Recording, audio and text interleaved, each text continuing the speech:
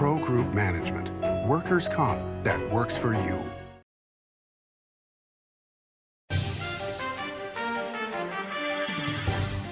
Welcome to Nevada Newsmakers. On the broadcast today, Kyle Roerink joins us. He's Executive Director of the Great Basin Water Network, here for the whole show on an all-new Nevada Newsmakers. Welcome to Story County, where history meets innovation, and a pioneering spirit continues to shape our future. At the heart of the Tahoe Reno Industrial Center, we power the future with global leaders in technology and manufacturing, driving progress that reaches far beyond our county lines. From advanced manufacturing to tech innovation, our industries are creating thousands of quality careers, fueling a vibrant economy that benefits every Nevadan. But it's more than just growth. Our community is our foundation, supporting families, empowering local initiatives, and creating a place where everyone belongs. Be part of a legacy built on bold ideas and boundless possibilities. Join us in building a brighter future right here in Story County. Story County, helping build Nevada's future.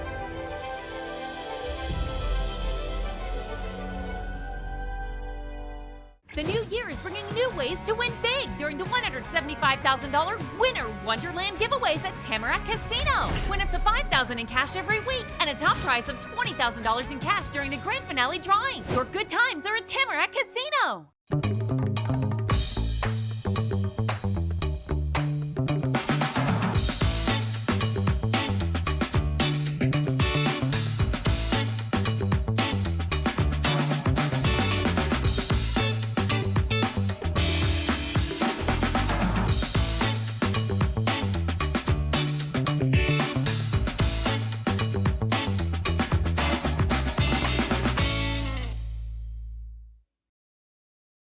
This is Nevada Newsmakers with host Sam Shad, a no-holds-barred political forum. Now, from the Nevada Newsmakers broadcast headquarters, here is Sam Shad.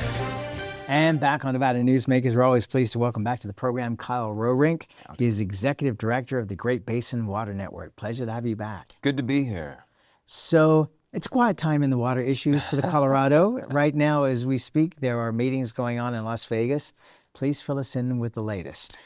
Well, Sam, I think, unfortunately, there isn't much to report on except a bunch of differing sides throwing out their opinions and thoughts on what they believe the new management regime should be on the Colorado River. Now, I think the biggest update is that sometime around the end of the year, whatever that approximation means, is that we would get a pretty large regulatory document outlining those different proposals that all these sides have been pitching for basically years now.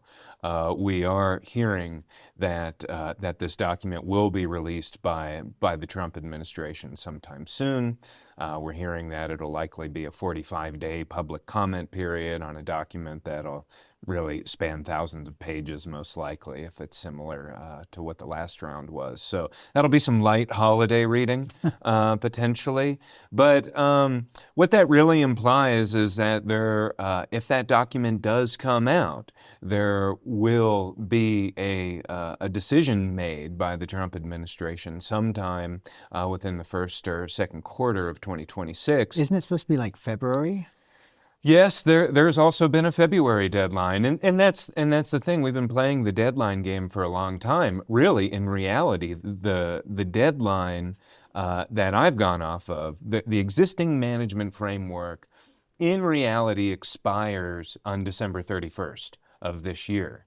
Now, because of some provisions, they're able to extend that and essentially use all of 2026 to buy time, finalize a final agreement.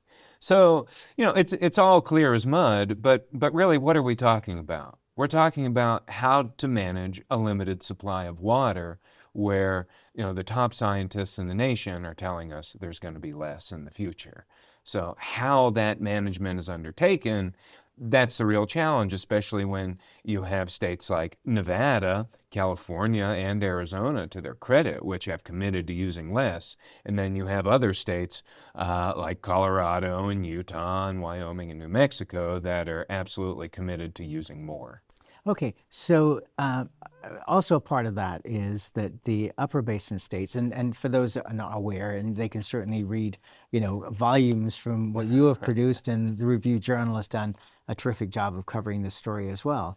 The upper basin states not only are looking at growth, but they're also looking at a lessening supply of snow and therefore water for them to be able to utilize. So they have concerns there. I was reading a story just in the last 24 hours, I think it was Alan Halali story, talking about California using a decent amount less of their water in the last year than they had done previously. And one of the farmers was talking about how she was proud that they were using drip irrigation. And I about thumped my head on the wall thinking, wow, just now? But I mean, better now than never.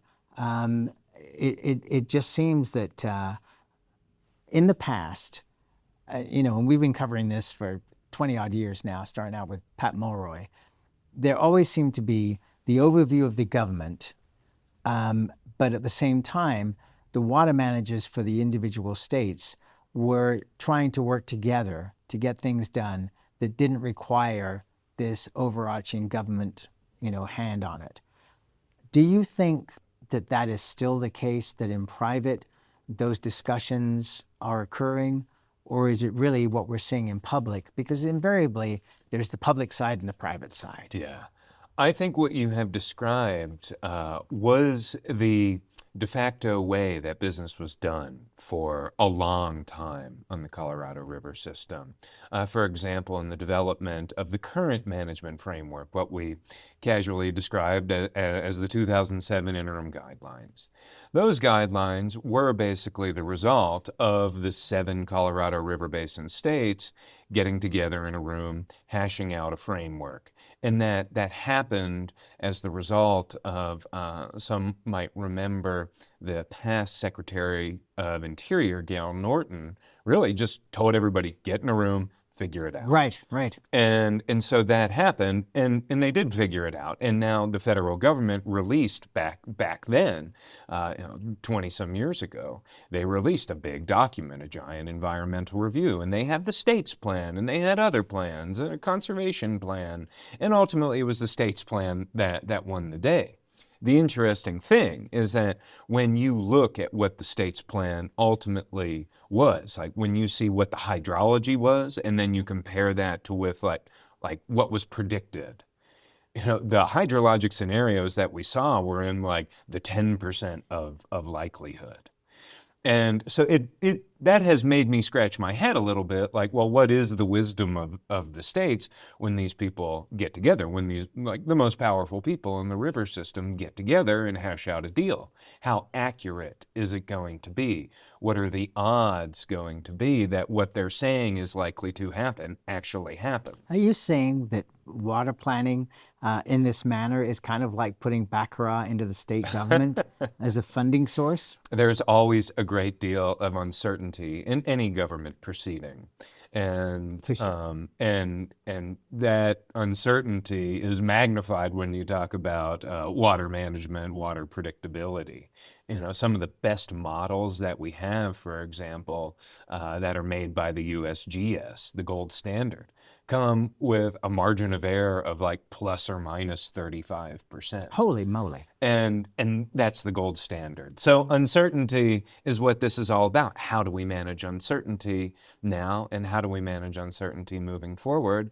Everybody has their opinion on that. Okay, I'm not sure what date this show is going to air, but I know as we're taping it that the governors and the water managers are going to D.C. for a big confab, correct? Oh, they're always going back and forth. Right, but isn't there one where everybody is supposed to be? Oh, I could imagine that would be happening if there's going to be a release of a major environmental review coming sometime very soon. Do governors know enough about water to be, or are they there to just impose on their people? Well, governors have a varying degree of roles throughout the Colorado River Basin, especially as it relates to how they choose their top negotiators. In some states, it's a state engineer. In some states, like Nevada, we have folks like Mr. Ensminger from the Southern Nevada Water Authority. In other states, like California, you have a Colorado River Board of California, and so it can vary to each state. I think each governor is surrounded by a whole team of people who will give that respective governor, I think enough of a download for them to be able to articulate things soundly, but you can get into the weeds real quickly. That is not necessarily a place, I think, where any governor, unless they're, an engineer by trade or something, might want to spend a lot of time, but that's what governors are supposed to do. They're supposed to delegate. All right, so, in the last few years, we've seen deals between Nevada and California with the Southern Nevada Water Authority funding projects in Southern California that are therefore freeing up water that can be taken from the Colorado for Nevada because of the money that we're investing there. That seems to me to be actually a very smart way of doing business. It's a really smart way of doing business, and it's what I advocate for. I think when, that is, you're not just figuring out solutions for Lake Mead, you're figuring out solutions for how to make a city like Los Angeles more sustainable. And I don't use that word casually because it's thrown around so egregiously. You're making Los Angeles more sustainable by saying, like, well, we're going to rely less on the Colorado River system. We're going to rely less on places like Owens Valley. And they're going to rely less on groundwater in their more immediate vicinity. That's smart business. Okay, so why, I mean, it gets talked about every once in a while, but why is there not a plan for California to take all the floodwaters from Los Angeles and capture those? Because it's billions of gallons of water that in a flash flood end up in the ocean. And it's and they keep saying, well, we should capture this, but it's a 30-year project and they haven't started on day one yet. Yeah. Well, you probably have a whole host of issues at the federal and state level. In a state like California, if you're going to do a major type of storm runoff capture project, there will probably be a need to have a review under what we call CEQA, their environmental review statute. You may need reviews under federal law, depending on the jurisdictions. As you know, California real estate is not necessarily cheap. You might have to have some serious eminent domain conversations if you are looking to build that type of infrastructure. You'd also, coastal communities, you would have to look and see what are the impacts on a coastal community if you're taking away all that fresh water from right near where they live. Would it have an impact on wildlife? But it's going right out to the ocean. Yeah. I mean, isn't that the issue? That it's not affecting these communities. They've built, these trenches to be able to take the water out so it doesn't flood communities. Yeah. Retention basins. I don't listen. I'm no expert. Yeah. I'm just looking at common sense. You got the water there. We need the water. California is the biggest user. California now seems to be where they are much more thinking about, because they're looking at the reality of the Colorado. They're thinking about ways that they can help. My goodness, they've gotten to drip irrigation. What's next? They're going to call Israel and say, send some people over. We heard Nevada did this 30 years ago. Yeah, well, I think the big thing would be considering what you would call a rapid infiltration basin, which is something that the mines do throughout Nevada. What does that mean? Really, that is about when you're digging and water is filling up the thing, and then you take the water out. And then put it into the Humboldt, for example? It is a means of recharging aquifers rapidly and quickly, because and I think that is like, if one of the best things you could do with stormwater is when you have paved over surfaces, I think the smart argument is, well, all this water is, it's going out into the ocean or it's just evaporating away. If you can take that water and somehow efficiently recharge it in an aquifer and store it for that drought season when your Colorado River allocations are being cut, when you might not be getting as much from Owens Valley or aquifers that you've been pumping for years. So these are not deep geologic aquifers. These are closer to the shallow. surface. Yeah. And Nevada has an agreement with Arizona to do this.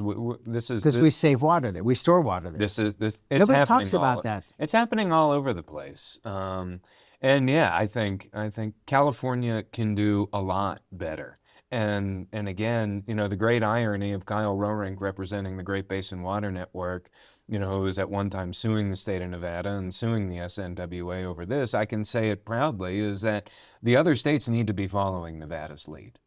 And I can only imagine how frustrated, our team is. And I wouldn't agree with them on everything, too, because I think certain ways that California manages their water, they actually have a right to do it. And like drip irrigation, for example, there are arguments among people about, well, yeah, drip is good on efficiency, but one of the things about flood irrigation that's good is you get to recharge your aquifers because some of that water goes into the ground and then it gets used again. And so that's a tough argument to make with the Carson sink and the Humboldt sink. These are the arguments that are happening in the water world every day, especially in systems where you have a lot of groundwater pumping going on near that flood irrigation.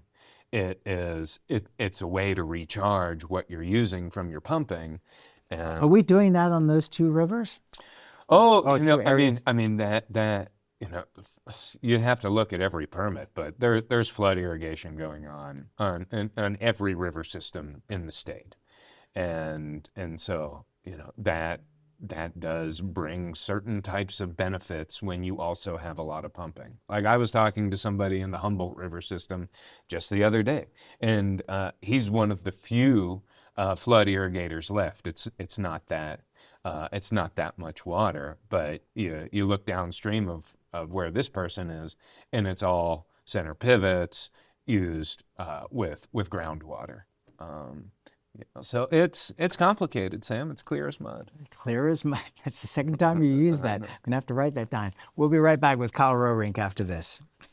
Like a traditional handmade basket, retail is woven into the fabric of life in Nevada. From big box to mom and pop, retail supports our communities in countless ways. Jobs for the disabled, team uniforms for kids, help for the elderly, and so much more. Retail employs over 1 in 10 workers. Retail supports Nevada, and we support retail. RANNV.org. Pro Group Management is the place where companies can find workers' comp solutions that are designed to meet their specific business requirements. As regulations evolve, Pro Group takes a proactive approach to clear the path to make sure your business stays ahead of the curve. Knowing your workers' comp program is optimized, you can focus on other important matters related to your growing business. Pro Group Management, workers' comp that works for you. The trucking industry is the most resilient link in the supply chain. And for over 90 years, the Nevada Trucking Association has been the voice for the men and women in the trucking industry. From Carson City to Washington, D.C., we advocate for policies to protect our trucking companies and keep commerce flowing. Because Nevada's and America's prosperity is tied to trucks. There's nothing without trucking.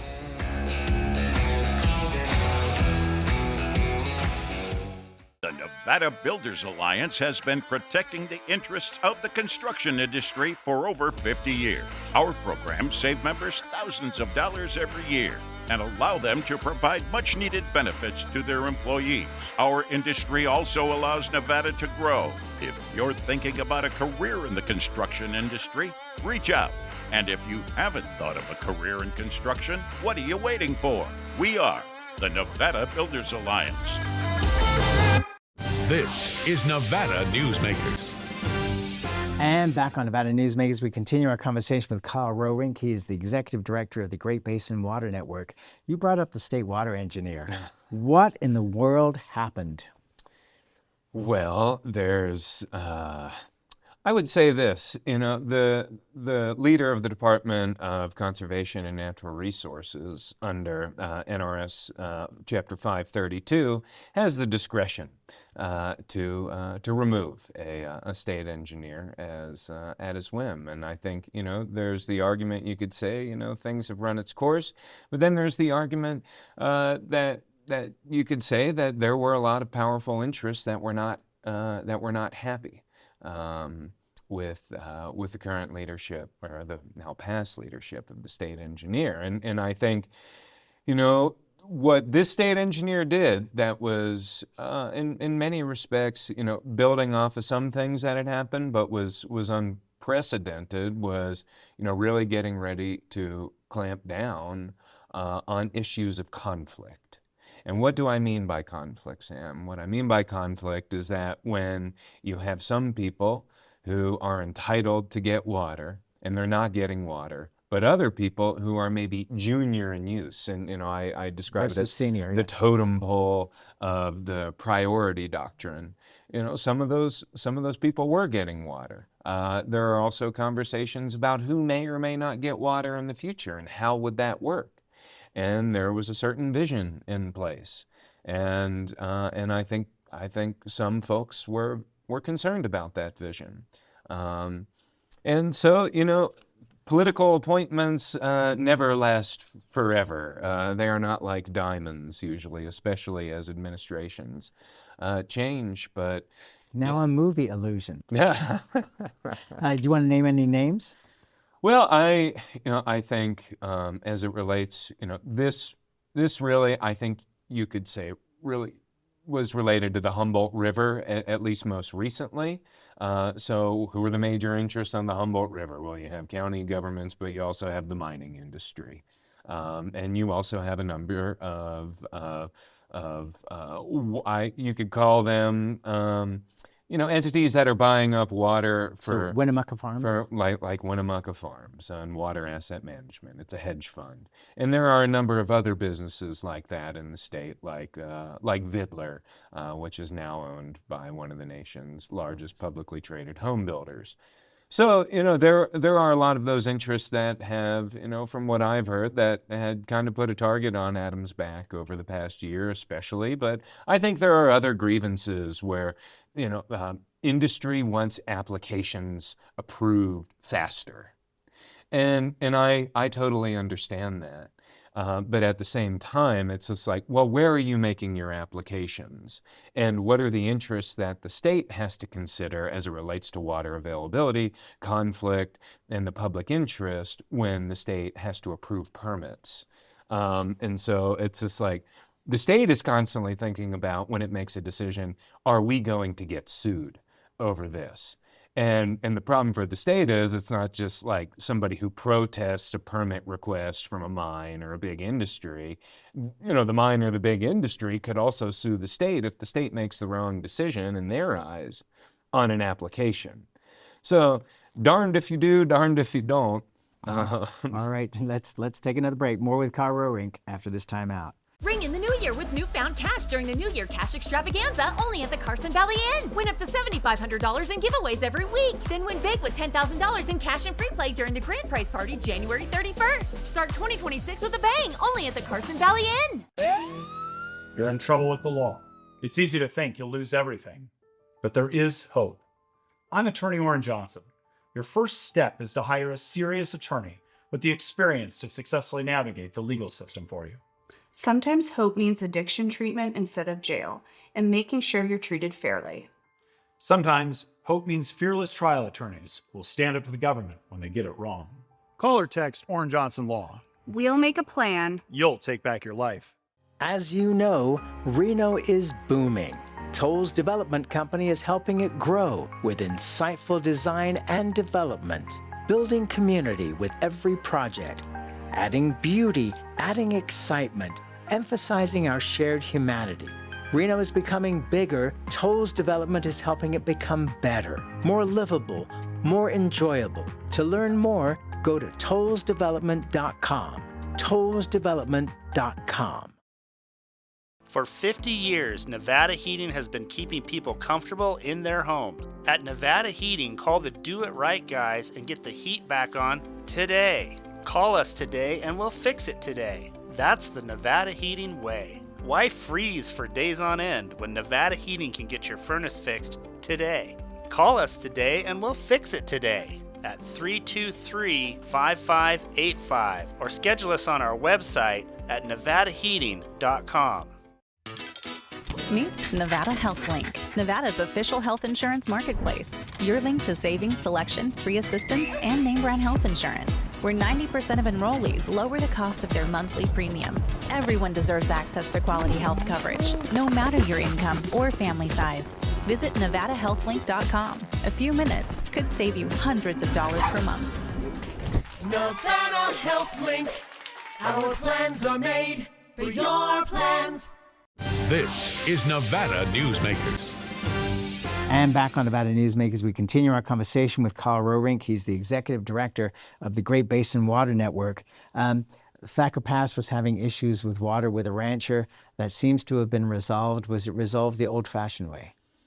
I think it was a resolution between two parties who found an agreement because there was a major conflict over water rights, and I think the result of that can remain between those two parties, but that part of it has been settled. And sounds like a financial arrangement. I think it is. And that's where we have to leave it. Thank you always for coming on. I appreciate you being pleasure. here. And we'll be right back. Each day, the Children's Advocacy Alliance partners with leaders, legislators, and families across Nevada to improve children's health, education, economic well-being, and safety. We recognize Nevada will be no better than the state of its children. Be a part of this change. Be a supporter of the Children's Advocacy Alliance. For more information, go to caanv.org. Imagine a magical garden that feeds Carson City's hungry and homeless, teaches our high school students agriculture, creates hanging floral displays to beautify downtown, and yet charges nothing. It's not magic. It's the Greenhouse Project. It's real, it's growing, and it needs your help. Go online to carsоncitygreenhouse.org so together we can grow it forward.